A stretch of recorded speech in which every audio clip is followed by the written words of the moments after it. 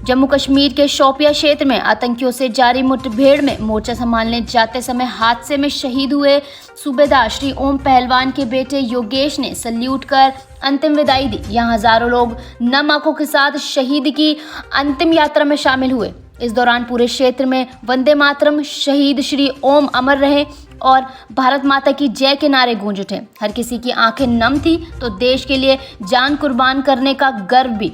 प्रशासनिक अधिकारियों सहित जनप्रतिनिधि एवं हजारों ग्रामीणों ने अपने लाडले को श्रद्धांजलि दी। शहीद के बेटे योगेश ने शहीद पिता को हाथ जोड़कर नमन किया। पत्नी और पिता ने भी शहीद को सल्यूट करके अंतिम विदाई दी। चरखी दादरी से प्रदीप साहू की रिपोर्ट। रविंद्र आज 19 पंजाब में कार्यरत हूँ। मेरे लिए बहुत ही मेरे दुख की बात है कि मेरे आज दोनों हाथ जो मेरे पास नहीं रहे। मेरा भाई मेरा मार्गदर्शक था और मुझे फख्र इस बात का है कि आज उसने मेरा गांव का ही नहीं पूरे देश का नाम रोशन किया है और मिलिटेंटों से मुठभेड़ में बहुत ही बहादुरी के साथ उन्होंने सामना किया। अपने 1 साल के J&K के कार्यकाल में उसने कम से कम 15 से 20 मिलिटेंट मौत के घाट उतारे हैं, जो जन्म में पहुंचाए हैं। और मेरा भाई एक बहादुर था और नामी ग्रामी पहलवान भी था और जिसने आज हमारे गांव का और हमारा खून का जो कर्ज था वो चुकता किया। और हमारे लिए बहुत ही दुख की बात है कि आज वो हमारे बीच नहीं है। बाकी जब तक मेरे शरीर में खून का कतरा रहेगा, मैं अपनी देश के लिए रक्षा के लिए बॉर्डर पर जहां पर भी तैनात हूं मजबूती के साथ डटा रहूँगा और अपने भाई के जो नक्शे कदम पर चलते हुए उसका नाम भी रोशन करूंगा और अपने गांव का नाम भी रोशन करूंगा। और अपने भाई का जहां पर भी मेरे को मौका मिलता रहा है और आगे भी मिलेगा, उसकी शहादत का मैं तहे दिल से 1 के बदले 50 मारूंगा। ये भाई शोपियां डिस्ट्रिक्ट में जो था सूबेदार संजीव में 44 RR से साहब के उधर साथ में मतलब साहब अल्फाम थे, मैं हेल्प कंपनी में। तो वहाँ पर जब ऑपरेशन लॉन्च था, साहब वहाँ ऑपरेशन हो रहा था तो मिलिटेंट थे वहाँ 3 मार लिए थे। तो पत्थरबाजी और जो ऑपरेशन चालू था उसमें अनबैलेंस गाड़ी होगी ऑपरेशन के दौरान, तो उसी में साहब ये और 2 जवान और थे और 5 जवान घायल हैं। उसी में साहब को शहादत हासिल हुई।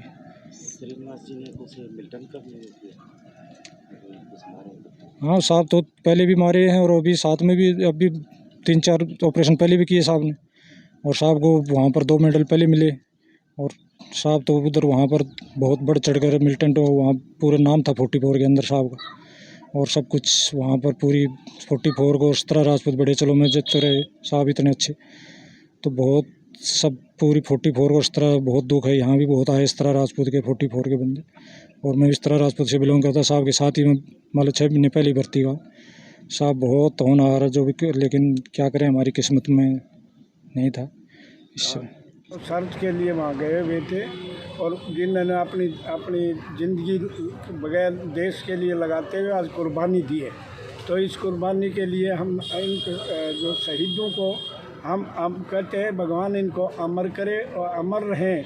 आज जो अगर ये शहीद नहीं होते तो देश जो है ना आज़ाद भी नहीं होता।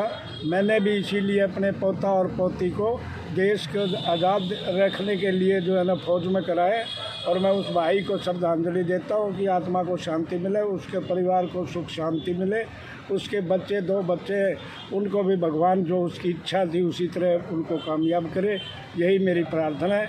और आज इतनी इस शहादत पर इतनी जनता इकट्ठी हो रही थी, ये तो एक बहुत बड़ी उपलब्धि है कि उस भाई के लिए जो है ना हर आदमी के आँखों में आंसू थे। मैं तो यही कहता हूँ भगवान उसकी आत्मा को शांति दे। ऐसा है कि जो है ना आज के दिन हम आज़ादी की नींद सो रहे हैं, आज़ादी से सो रहे हैं, कोई हमें तकलीफ़ नहीं, हमने क्यों उन्हीं की मेहरबानी है। उसका परिवार भी यही सोचता है कि हमारे जो है ना बुजुर्ग, हमारे जो है ना नौजवान साथी वो हमारी सेवा के लिए बैठे ठाठ से शांति से सोते हैं और उन्हीं की मेहरबानी से आज देश आज़ाद है।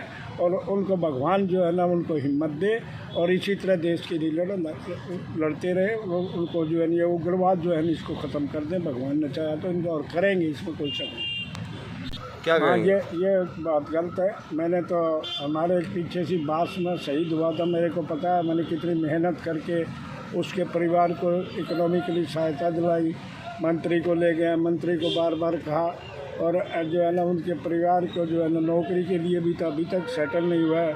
तो सरकार को चाहिए कि ये भी खास करके मेरे को दुख है कि हमारे एरिया में, दूसरे एरिया में तो पता नहीं कौन कौन शहीद होता है, उस पर कौन कौन आदमी जाते हैं। यहाँ तो न कोई मंत्री है न कोई संतरी है, आते हैं यहाँ जो है ना, और उनको मैं तो भगवान से कहता हूँ कि भाई तुम आके देखो, तुम्हारा मंत्री पर इन लोगों की मेहरबानी से है, इनको यहाँ आना चाहिए, और उनको जो सरकार जो मदद देती है उसको एकदम इतने देर तक चक्कर ना कटाए। ये बड़े दुख की बात है। ऐसा है, आज ये सारा गांव नहीं बल्कि सारा क्षेत्र उमड़ा हुआ है शहीद के लिए। ये शहीद केवल हमारे गांव का नहीं है बल्कि देश का शहीद है, और इन्हीं की वजह से आप और हम सब सुरक्षित बैठे हैं। और आप पिछले कुछ सालों से देखते होंगे कि हमारा बजट भी रक्षा के नाम पर हमने कई गुना बढ़ाया है, और कोई भी जवान जब शहीद होता है तो कोशिश ये की जाती है केंद्रीय सरकार की तरफ से भी, प्रांतीय सरकार की तरफ से भी, कि परिवार को कोई आगे कठिनाई ना आए। उन सब बातों को ध्यान में रखें। इसके अलावा भी परिवार गांव से मिलकर जो चीज़ की और डिमांड करेगा हम उसको पूरा करवाएंगे। कोई बात नहीं, इन चीज़, ये एक छोटी सी चीज़ है, पशु चिकित्सालय का नाम रखना, वो तो किसी से पूछने की जरूरत ही नहीं, तो आज ही उठा के उसके ऊपर नाम लिख लो, वो तो एक छोटी सी बात है।